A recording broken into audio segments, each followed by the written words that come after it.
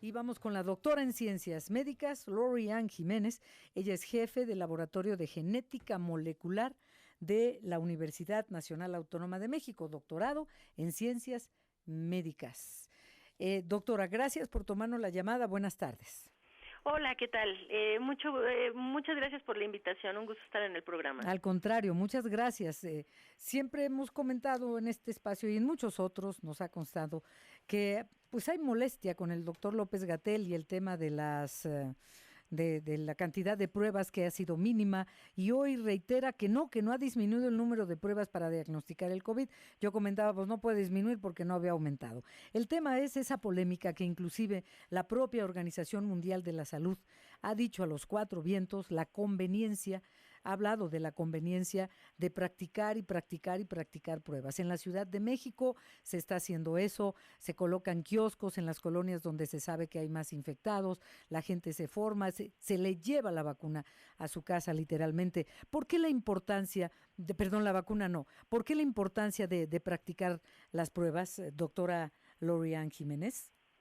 Sí, claro. Bueno, las pruebas son un medio esencial, un mecanismo esencial, una información esencial que se requiere para detectar, diagnosticar los casos de los infectados, para diagnosticar a los infectados o detectar a los infectados.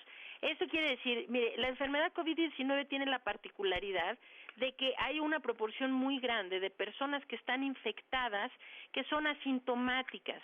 Es decir, que la persona puede estar infectada por el virus y sin embargo no mostrar ninguna sintomatología.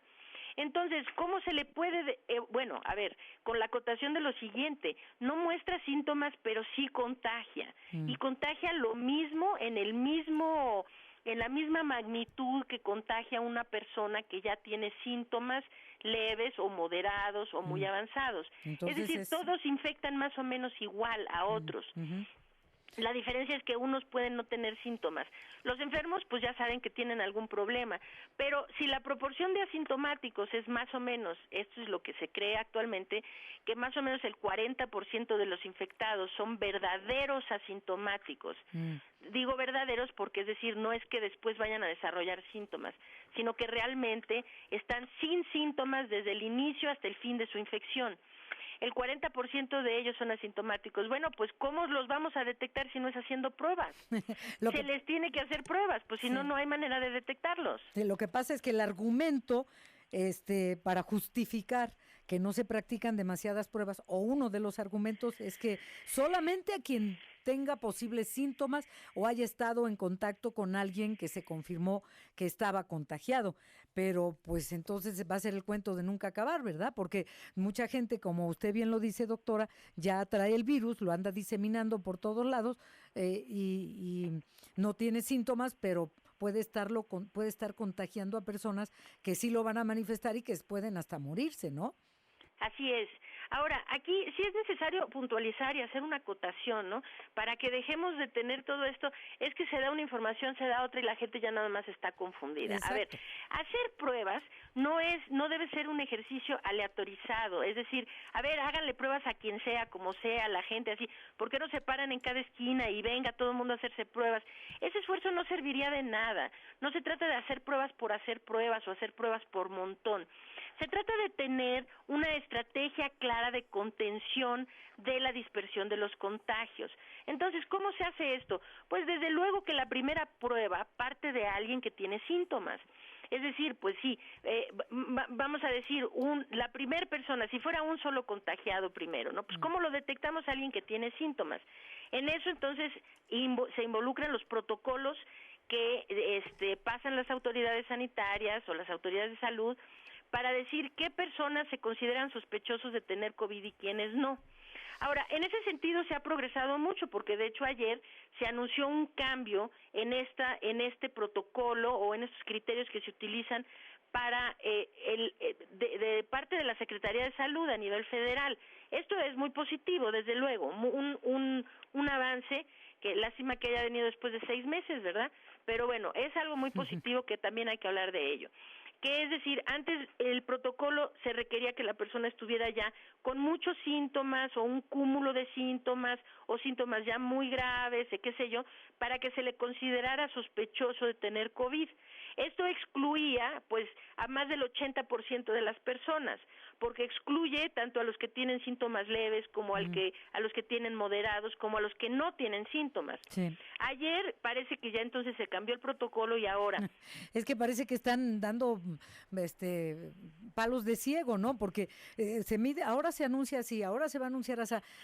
Por favor, quiero que continúe, pero que también nos ayude a entender por qué la Secretaría de Salud le dio de un día para otro por decir, ayer había 563,705 casos confirmados, pero los contagios estimados son 597,353.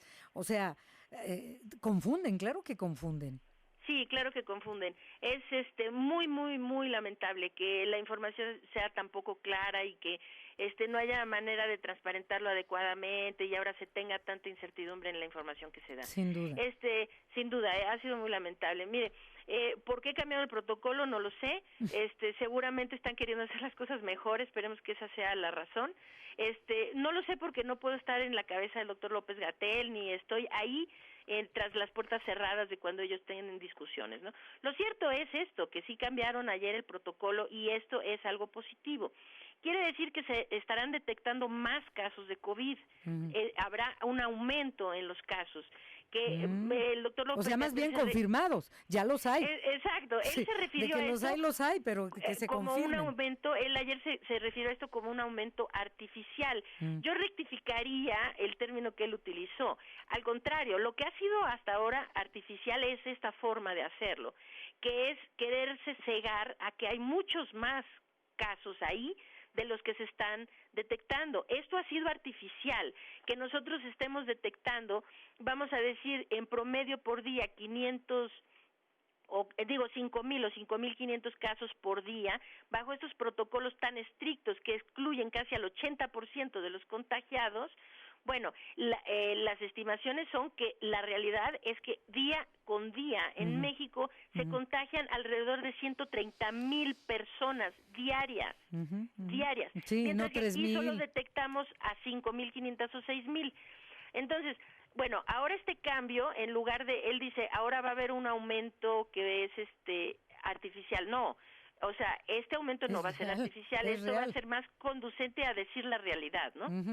Sí. Entonces, bueno, esto ya va a ser positivo, que se cambie estos protocolos, desde luego. Sí. Oiga, doctora, el tema de lo que decía la portavoz de la Organización Mundial de la Salud sobre los casos de reinfecciones por COVID, dice que son muy raros, dice que son aislados. Bueno, así empezó el COVID en China, ¿verdad? Que se estaban muriendo de una pulmonía bien rara y lo veíamos como, ay, pobres, allá los chinos, como veíamos el SIDA cuando empezó a afectar en Estados Unidos, ¿no? El tema es que la funcionaria dice que una de las investigaciones sobre los distintos aspectos de la pandemia es la relativa a la inmunidad que genera una persona que ya había superado la enfermedad y que es distinta a la que producen las vacunas. O sea, el hongkonés de 33 años se había contagiado en Hong Kong, se curó, se fue a España y regresa a Hong Kong contagiado otra vez, pero con otra cepa. ¿Y entonces la vacuna? Bueno, es que no sabemos. Lo que yo creo que debemos dejar de hacer es esto. ¿Qué? Todo mundo habla y dice cosas, especulan, qué va a pasar ahora con la vacuna. Sí. Se especula también porque es irresponsable por parte de la Organización Mundial de la Salud decir que esto es un fenómeno raro, cuando la realidad es que no sabemos si es raro o no. Es decir, y yo creo que este problema proviene desde las autoridades sanitarias de nuestro país, ¿no? Pura especulación con todo. Se nos dijo al principio que esto no era grave, que era solo una gripita, que casi nadie se moría. Bueno, pues ya se murieron más de 60,000. Eso dijo el presidente López Obrador. Sí, o sea, entonces yo creo que hay que dejar que la ciencia nos diga cuáles son las verdades y cuáles son las mentiras y nos dejemos nada más de la retórica laxa y fácil que la gente hace, ¿no? Incluida la Organización Mundial de la Salud, incluidos ellos. Sí, ellos mismos han dicho, estamos ante algo que desconocemos. Sí, claro. Y vamos a ver si esta vacuna de veras funciona, porque yo tengo la impresión, no sé qué opina usted como científica, por eso la queremos escuchar, que se están apresurando, bueno, hasta por cuestiones políticas, el presidente Trump la quiere antes de las elecciones, o sea, lo que menos piensan es en la salud de la gente que quieren que vaya a votar, quieren la vacuna para decir ya la tenemos, funcione o no funcione. No sé si se estén apresurando en este tema. Usted como científica, ¿qué opina? A ver, aquí son dos cosas. Ahorita contesto esta pregunta. Nada más para terminar lo anterior es esto. Sí, por A ver, favor. la gente no debe quedar con la falsa impresión de que las reinfecciones son raras, ¿eh? Es decir, no sabemos si son raras o no. Lo cierto es esto. Ya llevamos meses, en los científicos que estamos viendo este problema, llevamos meses intuyendo que hay reinfecciones y que la reinfección existe, es real y que se está dando. Como de otras enfermedades virales. Sí, como muchas otras, algunas sí y algunas no. O sea, algunas sí hay reinfección y otras confieren protección a mediano y largo plazo. A mí me ha dado otras 2 veces influenza, doctora. Exacto, otras confieren protección solo en un plazo corto. Entonces, a ver, ahora ya hay la comprobación de que las reinfecciones existen. Ahora no empecemos también a especular con eso. Dejemos que la ciencia nos diga si esto es un fenómeno raro o es un fenómeno muy común. Y si las reinfecciones, lo otro que vi mucho en redes sociales ayer fue la gente diciendo, sí, pero las reinfecciones todas son casos leves, ya es muy leve. No lo sabemos, no sé de dónde sacan eso. Este caso en particular parece que en la reinfección le fue mejor que en la infección primera. Pero esto no hay garantía de que sea así. O sea, podrían haber casos que la reinfección sea peor que la primera, o que sea igual, o que sí, efectivamente sea menor. Pero pues ahorita no tenemos fundamento para decirlo de una forma o de otra. Dejemos que la ciencia hable. Lo cierto es que sí hay reinfectados y eso pues cambia todo el panorama. Ahora, ¿cómo afecta esto la vacuna? Pues también necesitamos que la ciencia nos diga. No necesariamente esto es mala noticia para las vacunas, no necesariamente. Tenemos que ver, las vacunas generalmente incitan reacciones inmunológicas, o sea, una protección inmunológica que es más fuerte y más duradera que la infección natural. O sea, de ahí que las vacunas son un mecanismo tan importante y tan efectivo de protección contra las infecciones. Entonces, bueno, mientras que la infección natural no parece conferir muy buena protección inmunológica natural, ¿no? Esto no quiere decir que la vacuna no lo haga. Yo creo que las vacunas en general confieren mejor protección. Segundo, que esta persona en Hong Kong, ¿no?, que se reporta en este primer estudio, ¿no?, en donde se habla de reinfección. Se describe una reinfección realmente científica, desde el punto de vista científico documentada. Okay. A ver, esta persona se sabe que es una reinfección porque la cepa del virus, el tipo del virus que tuvo en la primera infección, se determinó cuál era, y de la segunda, y son dos diferentes, o sea, son dos cepas diferentes del virus SARS-CoV-2. Entonces, ahora la gente empieza a especular, eso quiere decir que se va a hacer la vacuna contra una cepa y entonces no va a servir contra otras cepas. Esto es hasta ahorita especulación. No tenemos una base científica para pensar que la vacuna no va a ser efectiva. Podría, sí, tener esa alta especificidad de que algunas cepas, que no protegiera contra algunas cepas en particular, pero de hecho podría ser efectiva para cualquier cepa de SARS-CoV-2. Necesitamos dejar que los estudios se completen. De ahí, como usted bien lo dijo, no hay que apresurar el escrutinio científico que las vacunas tienen. Es decir, los políticos quieren rápido una vacuna por sus intereses políticos, pero esos intereses no son afines al interés humano, al interés médico, al interés de los enfermos. Es decir, pues el señor Trump quiere rápido una vacuna para ver si así se reelige. Pues bueno, no sé, ¿no? Aquí también queremos rápido una vacuna en noviembre para ver si ya se deja de morir la gente y dejan de estar criticando al gobierno, ¿no? Pues sí, no va por ahí. La vacuna, todas las vacunas que están ahorita en estudio, que son más de 165, deben pasar por el escrutinio científico completo de la A a la Z. tendremos todas las respuestas, sabremos si son seguras, si son efectivas, y si son efectivas, ¿bajo qué limitantes? O sea, hay cosas que ahorita la gente no habla. Ningún estudio que se está haciendo ahorita sobre vacunas incluye niños. Esto quiere decir que, bueno, a los políticos omiten decir esto, ¿no? Esto quiere decir que bajo los términos de los estudios de las vacunas que se están haciendo ahorita, los niños no serían una población de la que se podría hablar que se les estaría aplicando, porque no están incluyendo niños en los estudios. ¿Me explico? Es decir, hay que dejar que se haga el escrutinio científico completo, que nos digan la efectividad con sus limitantes. Si es efectivo para una población de adultos, confiere protección durante tantas semanas, meses, años. El esquema de protección es una vacuna más un refuerzo al tanto tiempo, o 2 refuerzos, o 3, o tiene que ser una vacuna anual, es decir, nos tienen que decir.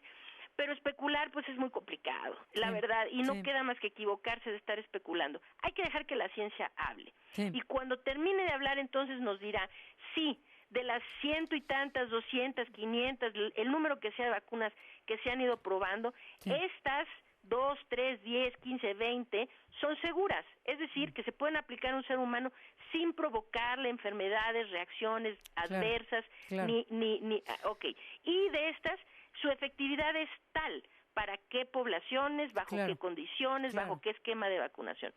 Eso vendrá. Ahora, no es necesario que todo el mundo se ponga a llorar ahorita de pensar que por la reinfección las vacunas no van a servir. No hay evidencia de que sea así. Vamos a esperar a que la ciencia hable y entonces tendremos esas respuestas que requerimos. La ciencia y los científicos, las científicas como usted, doctora en ciencias médicas, Lori-Ann Jiménez, jefe del Laboratorio de Genética Molecular de la UNAM. Entonces, pues le vamos a dar lata para volver a platicar con usted, si nos permite. Con muchísimo gusto, claro que sí, estoy para servirle. Gracias, doctora. Buenas tardes.